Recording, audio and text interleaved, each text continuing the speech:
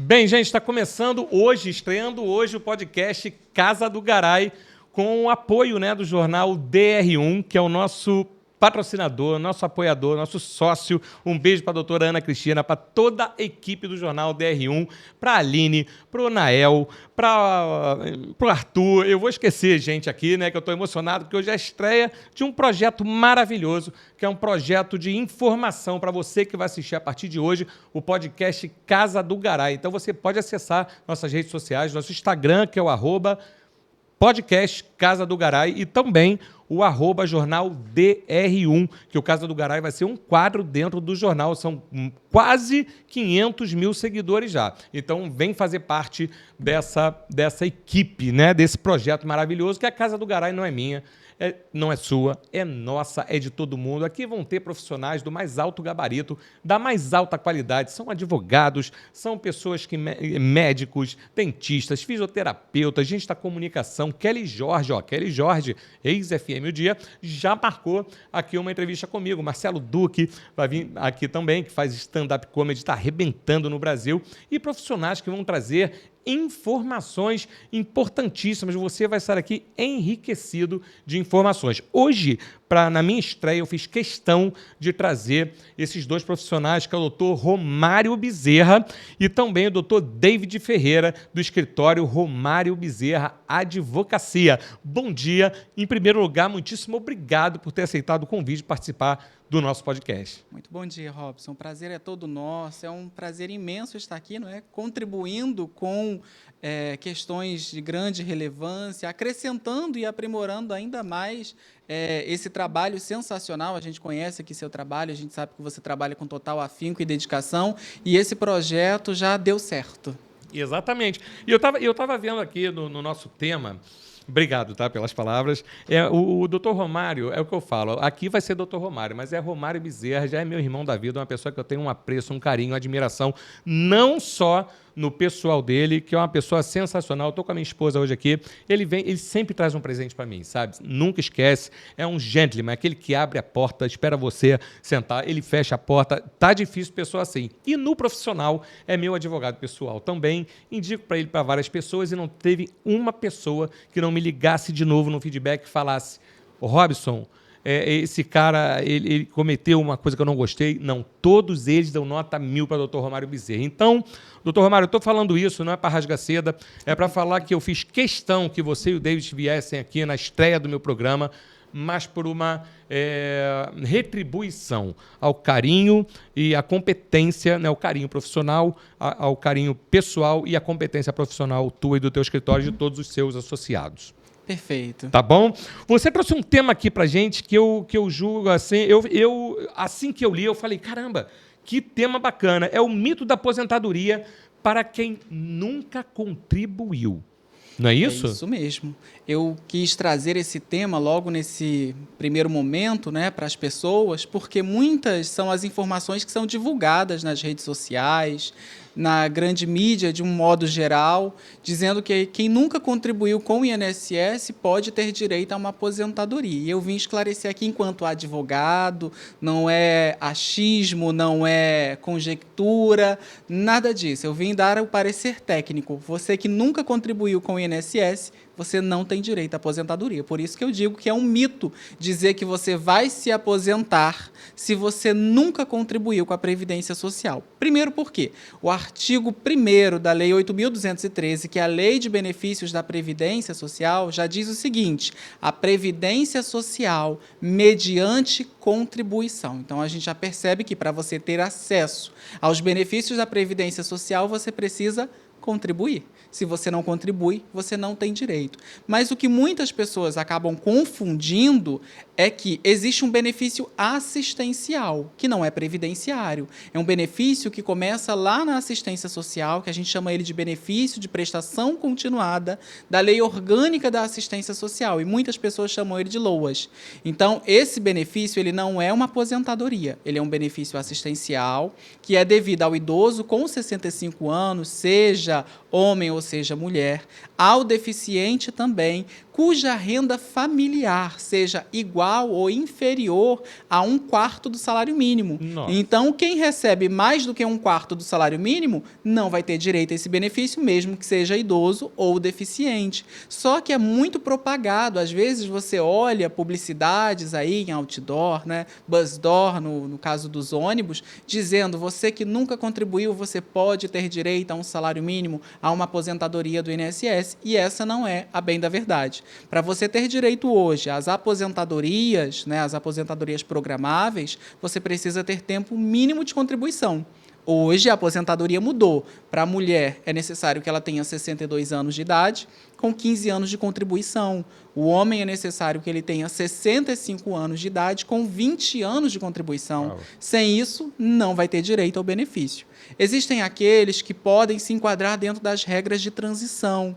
Então, são aquelas pessoas que já contribuíam com a Previdência Social antes de 13 de novembro de 2019, que foi quando entrou em vigor a reforma da Previdência. Então, para essas pessoas, elas podem ter direito a determinadas regras de transição, como, por exemplo, a regra de pontos, somando idade mais tempo de contribuição, a regra do pedágio 50%, pedágio 100%, mas para isso é necessário que ela tenha um tempo mínimo. No caso da mulher, pelo menos 30 anos de contribuição, no caso do homem, 35 anos de contribuição, para ele adentrar nessas regras. Sem isso, não vai ter direito, só vai conseguir se aposentar por idade. E aí, muitas pessoas pensam que assim, nunca contribuí, vou me aposentar. Não é uma aposentadoria. Eu sempre digo o seguinte: a principal diferença entre a aposentadoria e o benefício assistencial do BPC-Loas é o 13º. Aposentado recebe 13º. Quem recebe BPC-Loas não tem 13º, porque ele é um benefício assistencial. Quantos meses nós temos no ano? 12. Então, ele só vai receber pela quantidade de meses existente. Ali. Exatamente. Então, essa é a principal diferença. Recebeu 13º é um benefício previdenciário. Não recebeu é um benefício assistencial. Então, você que está aí nos acompanhando, você que vai ouvir depois esse podcast, já fique sabendo.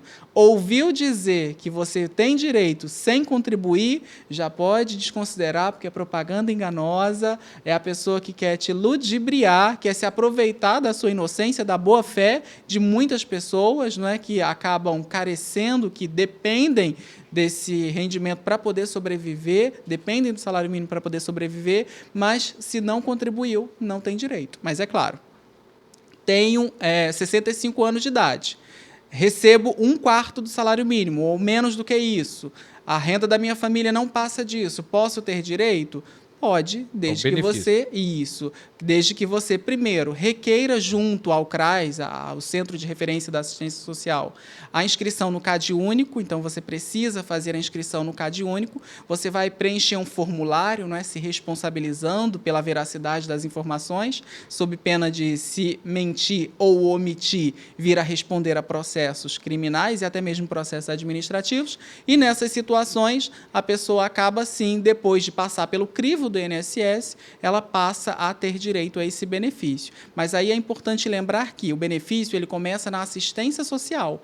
O INSS é apenas o órgão pagador. Eu uso muito o exemplo do seguro-desemprego. O seguro-desemprego ele nasce lá no Ministério do Trabalho e Emprego, sim, mas quem faz o pagamento é a Caixa Econômica Federal, não é? Então, do mesmo jeito, o BPC-Loas ele começa na assistência social e o INSS apenas é um órgão pagador, ele apenas faz o pagamento desses benefícios. Olha, então, para as pessoas, né, surgem muitas dúvidas nessa questão de aposentadoria, até mesmo porque tem reformas em cima de reformas, e geralmente eu mesmo me perco, né, até para dar uma informação para alguém. Então, aquela pessoa que ela contribuiu, vamos falar assim, 10 anos, ela contribuiu com carteira assinada e tudo mais, perdeu o emprego e não contribuiu mais. Fez 65 anos, ela não pode se aposentar. Não, porque são requisitos cumulativos. Se eu tenho um, mas eu não tenho o outro, não vou conseguir.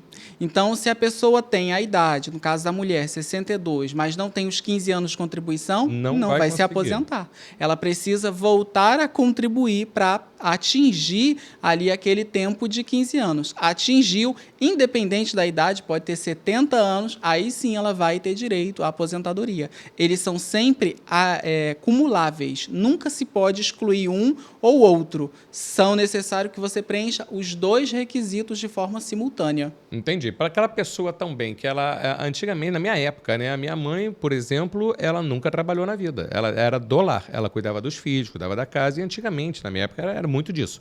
Né? Depois a mulher ela veio crescendo, ela veio conquistando, né, o espaço no mercado de trabalho, e hoje está essa potência que a gente vê. Mas para pessoas que tiveram essa vida, no caso da minha mãe, que nunca contribuíram, ela teria direito à aposentadoria? Isso eu estou falando lá de trás. Minha mãe era de 46, né? Nunca contribuiu. Tinha alguma aposentadoria para esse tipo de pessoa? Não. Não. Todas as aposentadorias, elas dependem de contribuições, não é? Ela poderia ter direito a algum tipo de benefício assistencial, mas a aposentadoria propriamente dito não teria. Existem aqueles que trabalham voltado para o campo, mas aí é uma outra situação.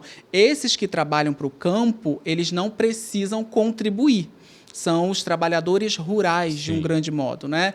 Eles não precisam contribuir para a Previdência, mas eles precisam demonstrar a atividade rurícola, a atividade voltada para o trabalho no campo. Então, se ela consegue demonstrar que trabalhou para o campo, ela vai ter direito à aposentadoria, mesmo que não tenha vertido uma única contribuição para a Previdência Social. Agora, se ela era trabalhadora urbana, mesmo que fosse do lar, e nunca contribuiu para o INSS, aí, infelizmente, não vai ter direito à aposentadoria e o filho vai ter que auxiliar. Podia ter uma legislação para as mulheres do lar aí, ou para os homens do lar.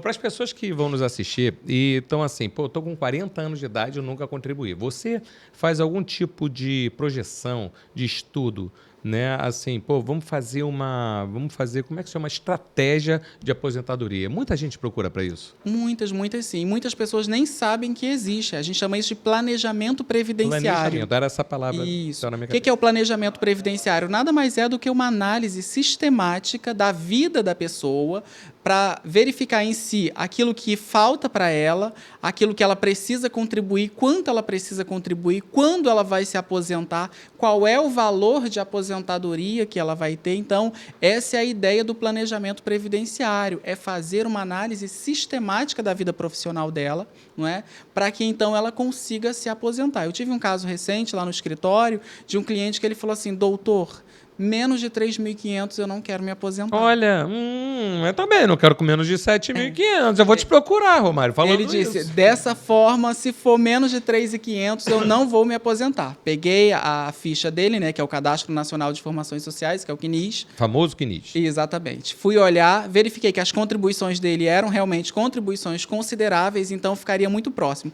Só que o CNIS dele estava cheio de problemas. E eu disse para ele, se o senhor for requerer junto ao INSS com esse CNIS, cheio de problemas, cheio de lacunas, você não vai conseguir o benefício que o senhor quer. E o INSS vai pagar aquilo que ele entende ser justo, que era o valor de 2.200. Eu falei, então, o que a gente vai ter que fazer? Vai ter que fazer toda uma estruturação, aí eu tive que fechar vínculos, solicitar a relação anual de informações sociais, porque muitas informações ele não tinha, então eu tive que solicitar a RAIS dele, o CAGED dele. Quando eu consegui esses documentos, eu fiz uma solicitação de averbação, não é? Uma atualização de vínculos e remunerações junto ao INSS. Com isso, eu consegui aposentar e a aposentadoria dele saiu por 3.780. Então, ele ficou feliz. Feliz da vida. Radiante. Mais um cliente feliz do Dr. Romário Bezerra. Exatamente.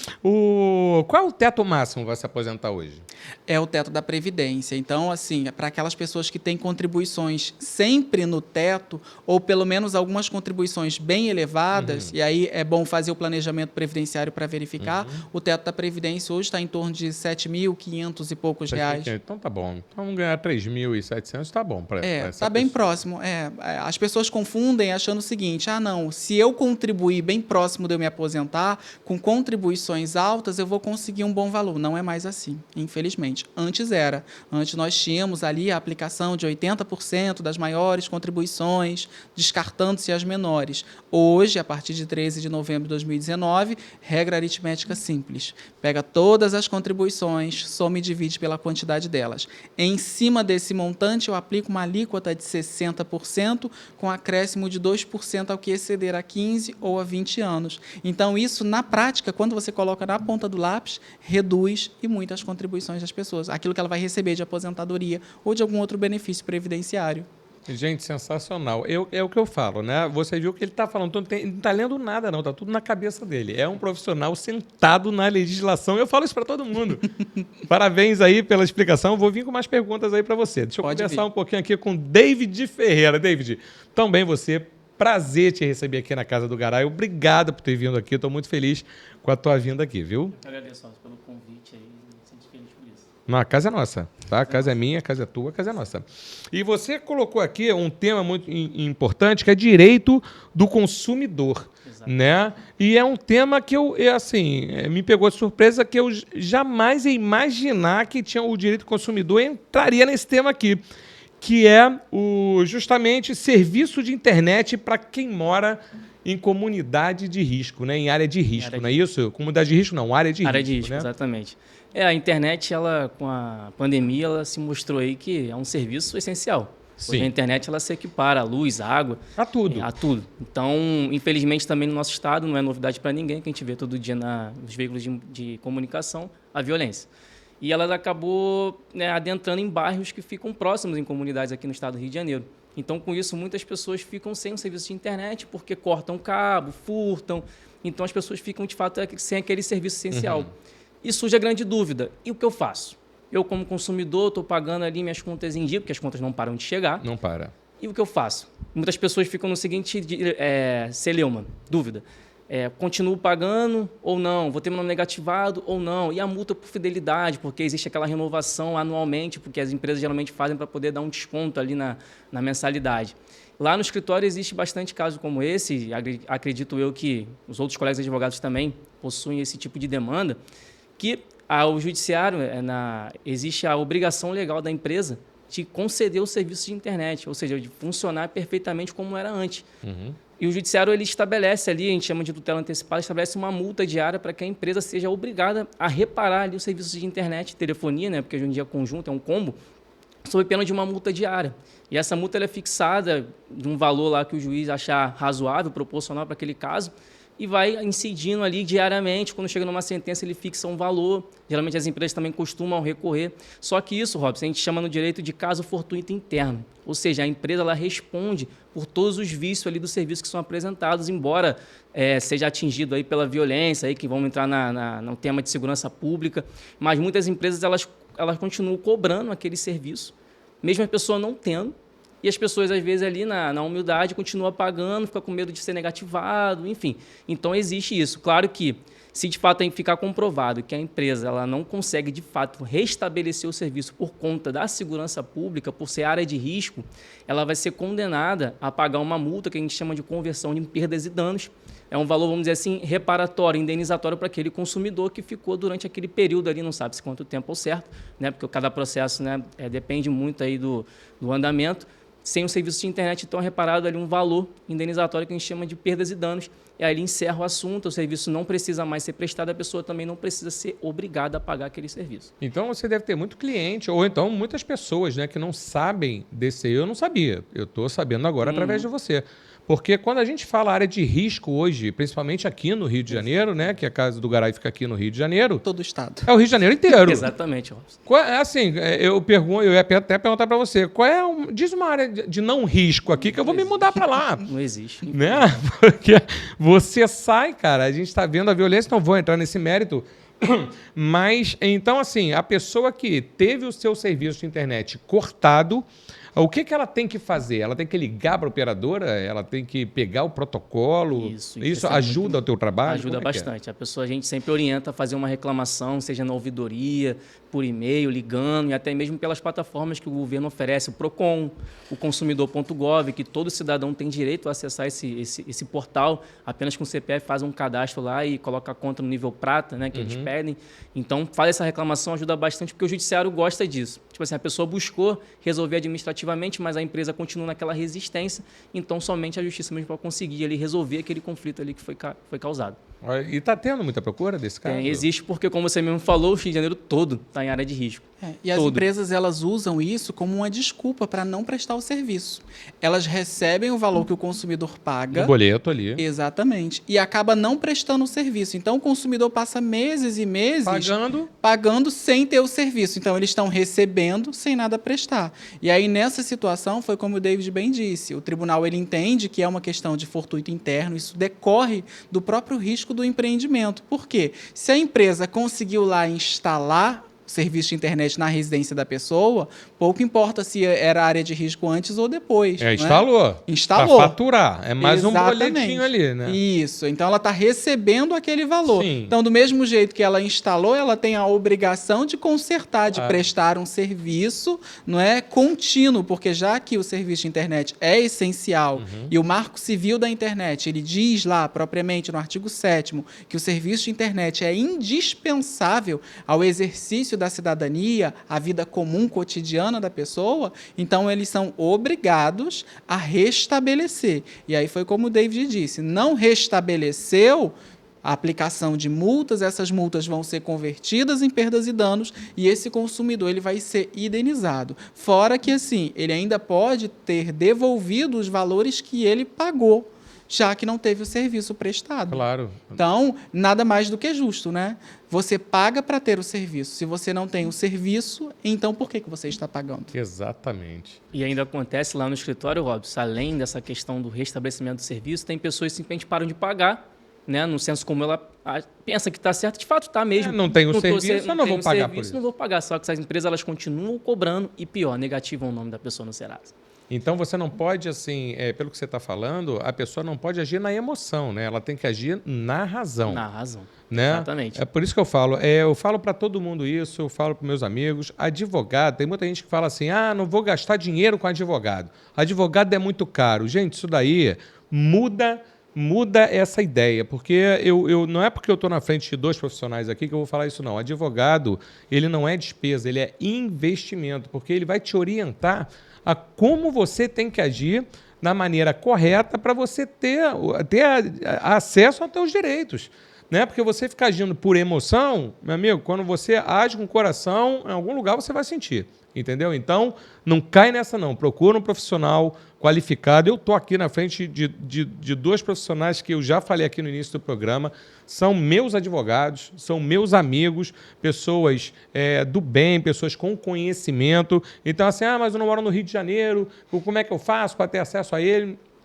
Procura um advogado qualificado próximo a você, ou então no final do programa aqui ele vai deixar os contatos dele, liga, faz uma consulta e tenha acesso aos seus direitos. Todos nós temos direitos, né? Mas tem gente que estuda para isso. Eu não estudei para isso, eu estudei para estar aqui, sentado nessa cadeira aqui, fazendo as minhas entrevistas e eles cuidam dos meus paranauê aí. Então faz a mesma coisa do que eu faço, liga para o profissional qualificado. Ok?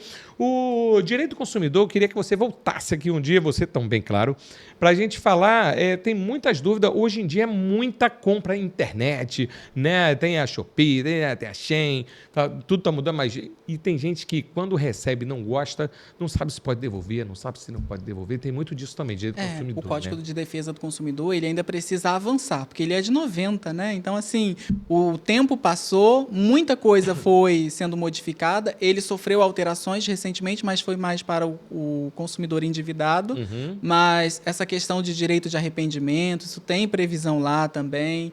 Essa questão do e-commerce, né, que é muito usual. O Código de Defesa do Consumidor, ele abarca boa parte das situações. Então, nós temos tanto a responsabilidade do fabricante, a responsabilidade do fornecedor e até mesmo a responsabilidade do comerciante, que é quando você não consegue identificar quem de fato fabricou. Então, às vezes, até mesmo geralmente aquele quiosque, né, de bairro que não identifica o produto, ele também pode ser responsabilizado de acordo com o Código de Defesa do Consumidor. Então, assim, as relações de consumo, elas alcançam tudo na nossa vida. Quando a gente já acorda, a gente já está consumindo um determinado serviço. Você coloca o celular para despertar, por exemplo, você está consumindo um determinado serviço. Você comprou esse produto, né? Então, o direito do consumidor, ele está em tudo aquilo que a gente faz no nosso dia a dia. E nessas questões de compras online, é sempre bom o consumidor ter muita cautela, porque tem muitos golpes, tem muitos sites que não são confiáveis, tem muitas fraudes, até mesmo dentro das próprias plataformas comerciais. sociais de grandes empresas, de grandes varejistas, por meio da plataforma Marketplace, como eles chamam, né? Então, tem muitos golpes que acontecem ali e o consumidor ele precisa ficar antenado. Eu sempre digo para o consumidor, fica sempre de olho em quem vende e quem entrega. Por quê? Se for vendido por determinada loja e entregue por essa mesma loja, abra o seu olho, porque onde você está comprando não vai ter responsabilidade. Então, você entrou no site de uma grande varejista, está lá, vendido por uma determinada empresa X, e entregue por essa varejista, pode ficar tranquilo, porque se não chegou, você pode acionar tanto a empresa quanto a varejista também, elas vão entrar ali no polo passivo e aí vão ser obrigadas a devolver o produto, não é? A pagar uma indenização. Então, sempre tenho essas cautelas, porque isso faz uma diferença gigantesca. Nós já tivemos casos lá no escritório de pessoas que compraram, não se atentaram em quem vendia e quem entregava e ficou no prejuízo. E eu não me atento. Exatamente. Quem se atenta é a Vitória, é minha esposa, porque eu não me atento. Eu vou naquele negócio de clica aqui, sabe? Porque eles jogam uma isca, aí você cai, que é aquilo que você quer. Ah, clica aqui, eu vou e clico. Antes de eu comprar ela, deixa eu ver um negocinho aqui. Cara, é uma coisa completa. E já aconteceu de eu pagar o produto e não chegar, né? E não levar. Não, às vezes é até um serviço mesmo. Ah, clica aqui que vai chegar no seu e-mail. Eu estou esperando até hoje, né? Porque é muito golpista, né? Isso, Instagram. muito mesmo. Principalmente é bom tomar cuidado também com aquilo que a gente sai clicando por causa da violação de dados, né? Muitas pessoas acabam se utilizando desses links aí para poder roubar os dados das pessoas, fazer compras indevidas, principalmente compras online.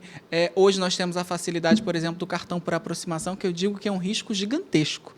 Nós tivemos um caso lá no escritório de uma pessoa que ela teve o cartão roubado, não é? E o golpista ele conseguiu fazer as compras, porque a aproximação basta você encostar o cartão. Exato. Quando ela foi procurar a financeira falou assim, eu não tenho responsabilidade nenhuma, porque é por aproximação. Você usa cartão por aproximação? Não usa não? Nem você? Nem eu, só no celular. Tinha um lance nos ônibus ou em transporte público que o cara ia com a maquininha ali, ficava encostando nas bolsas para... Isso, exatamente. Isso foi logo assim que começou. Isso é golpe antigo. Isso é golpe antigo. Exatamente. Quando começaram a habilitar, eu vi toda uma emoção. Eu falei, eu não vou habilitar nada. Acessei todos os aplicativos de banco. Porque, assim, a gente vive num estado que a gente não tem muita segurança. Nenhuma. Então... Eu adoro ele. Ele é otimista, doutor Romário. A gente não tem muita segurança. A gente não tem nenhuma. Não, a segurança a gente tem é de Deus, né? Porque os homens realmente exatamente, não temos nenhuma. Então, eu sempre procuro assim, pensar um pouco além, porque, imagine, olha a dor de cabeça. Você já sofreu ali o sinistro, né? O assalto em si, o furto, já causa traumas na pessoa. E ainda você fica com prejuízo financeiro. Então, não basta aquele fatídico dia, você ainda tem que suportar aquilo por mais parcelas. No caso dessa minha cliente, ela foi cobrada, a gente conseguiu entrar com uma ação, demonstramos que houve falha ali na prestação de serviço, que ela não tinha autorizado e, mesmo assim, eles tinham feito a liberação para ela. Entendi. Então, a gente conseguiu devolver todos os valores e aquele pesadelo finalmente teve fim para ela. Então, fique ligado, cuidado com as compras por aproximação. Aí, tá vendo? O doutor Romário, o doutor David por perto, eu fico até mais tranquilo agora. Mas se eu sou furtado, eu já estou entrando em outro assunto aqui. Mas quem sabe faz ao vivo. Eu sou furtado, eu sou roubado. O cara vai lá, encosta meu cartãozinho, enquanto passar, ele tá. Eu posso reclamar dessas compras que não foram minhas? Sim, você pode apresentar uma contestação junto à própria empresa, alegando, né, que essas compras são fraudulentas. E aí, quando isso acontece, você tem que fazer a demonstração. Então, é importante que, assim, aconteceu o sinistro, foi roubado, foi furtado, já abra um boletim de ocorrência. Hoje você pode fazer direto pela delegacia online, mas é importante que, além de você fazer o registro online, você vai na delegacia para poder validar. Porque quando você faz o registro online, você tem um documento, mas se você olhar a marca d'água do documento, já diz assim, sem valor legal. Por quê? Aquilo dali precisa ser validado pela autoridade policial. Então, quando você vai na delegacia, já com aquele pré-registro, ele se torna o registro de ocorrência. Com aquilo, você apresenta a companhia, a financeira, a operadora, e você pode impugnar essas compras e dizer, olha, elas não foram feitas por mim, isso aí aconteceu, né, essa situação, e aí eu posso impugnar essas compras e, se ela mantiver, né, se ela conseguir manter essa cobrança para você, você pode ajuizar uma ação declaratória de inexistência de débitos. Por quê? dentro do direito do consumidor, é protegido a vontade do consumidor. Esse consumidor que foi vítima de fraude, ele não quis comprar.